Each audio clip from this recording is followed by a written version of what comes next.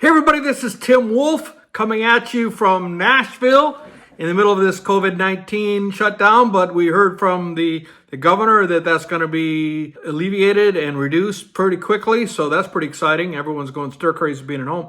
Anyway, today's subject is oil below zero, oil price crash explained. This is really, I think the headlines are doing this a bit disservice because it's implying that you can literally get paid for taking oil. And it's really a technical aberration that has to do with how future markets work. The price of oil is over $20 a barrel.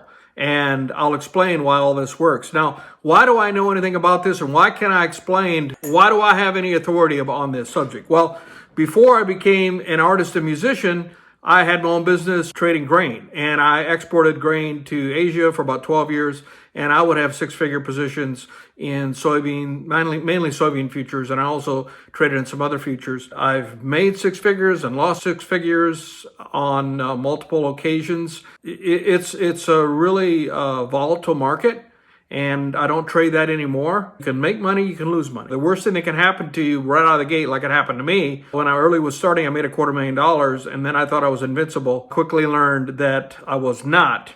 And you just have to have a measured approach. But anyway, so oil futures went to negative $37 earlier today.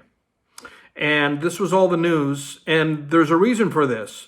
May futures. So a future, what is a future? A future is a contract for future delivery of a commodity. And what's a commodity? A commodity is something that one bundle or grouping is the same as another.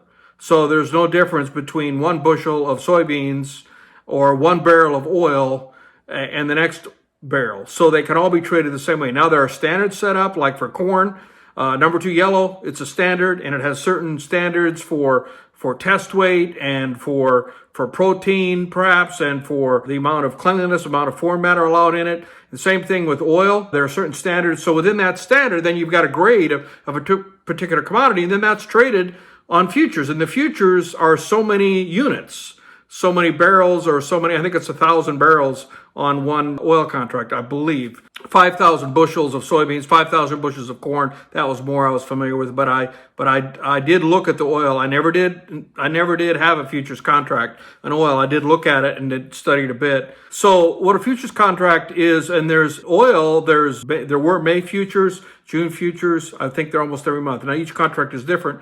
When it goes to soybean, they don't have a future every month, but it's like spread out. This is for future delivery. It's a pricing mechanism. Now, what a future contract has is it has a delivery. On the last day when it expires, it has to get matched up and it can be delivered upon. The expiration date for the May crude oil future is 4 days before the 25th, unless the 25th falls on a weekend or a non-trading day, then it's 5 days before. 3 and 4. So anyway, the May 2020 future expired. The last trading day was today, Monday, 20th of May.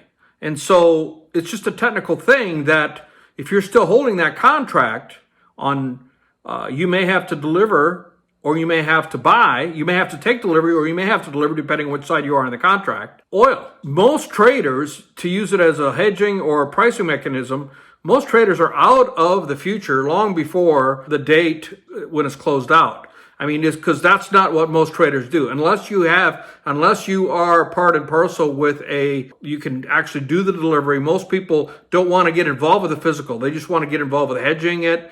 And at least in the grain business, less than 5% of people who traded a particular month would still be holding it on the day when it's being closed out. And the same thing with oil. So the only reason it went to negative is because a few people, less than 100 contracts, I heard, were still holding on to it, and nobody wanted to take delivery, and so it was an aberration, and they had to go negative to get people to close out. But the June contract is trading over $20, and the July contract is trading over $20, and so on. And you get further out, and there's over $30, because the further out you go, typically the price goes up, typically. So the price of oil is not a negative $37. The price of oil is over $20 a barrel.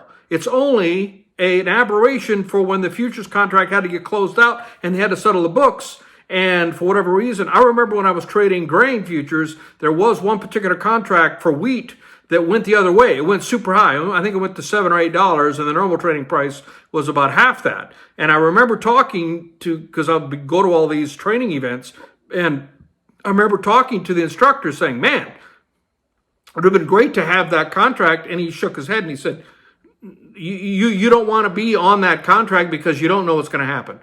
Most people are out, like I said, and unless you can literally take delivery, or you literally want to make delivery at that location. For me to take delivery for the Minneapolis grain futures, I would have to take it to Minneapolis, and the cost of freight would be almost more than the actual value.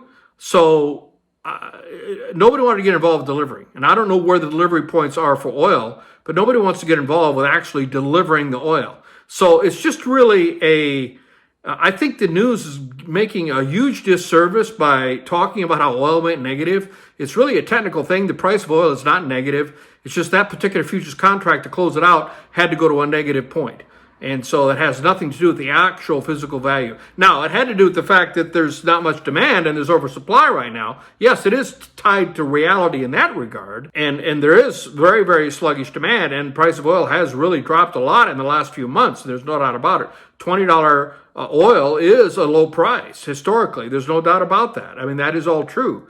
But it hasn't gone negative. So anyway, I hope that helped explains the situation. It kind of actually irritates me a bit that people are making a big deal about, oil has gone negative, all that sort of thing. So I hope that helps suss it out for you.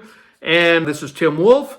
If you like this video, please remember to like it and share it. And please subscribe to my channel to be notified for when I upload new videos. I hope you enjoyed this, and I look forward to seeing you in another video. Tim Wolf, till next time.